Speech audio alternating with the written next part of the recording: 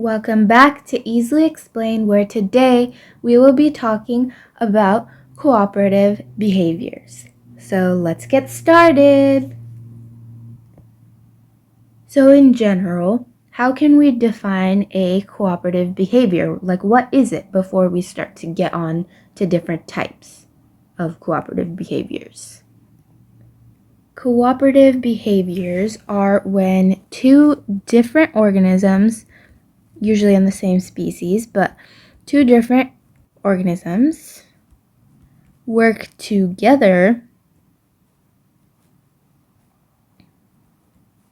to benefit the entirety of the species or just themselves, together to have some sort of mutual benefit.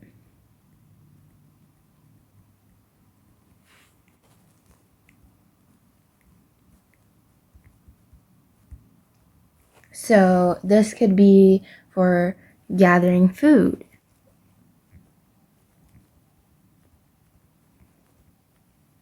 or for protecting the younger members of the species,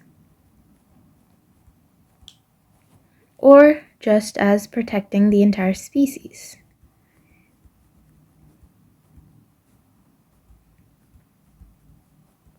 And as we keep talking about different types of behaviors with social groups, we'll talk about how these advantage those certain species that work together, but there are also some disadvantages of cooperative behaviors in large social groups, and we'll get on to that soon. The first type of cooperative behavior that we are going to be talking about is altruism. Altruism is a very extreme form of cooperation.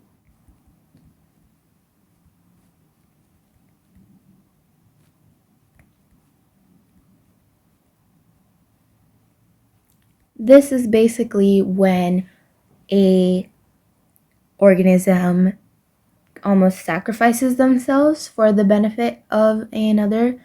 And so it's seen in animals that have very high social groups, because not a lot of animals would do that. So basically, for the good of the entire species or a certain individual in that species, they disadvantage themselves.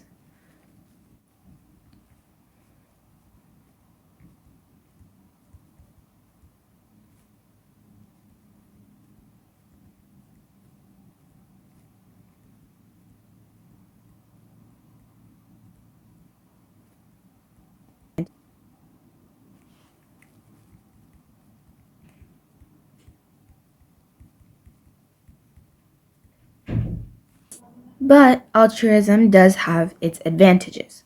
It obviously benefits the species because they were provided some sort of protection, and that organism disadvantaged itself to benefit the species, so they're obviously benefiting. And it can also improve the chances of passing down their genes because they are protecting the species which has their young and maybe relatives that also possess those genes, so it improves the chances of passing those genes and keeping the population alive in general. The next type of behavior we're going to be talking about is kin selection. Kin selection is altruistic behavior, but it's a little bit less extreme because it's more towards relatives and more towards family.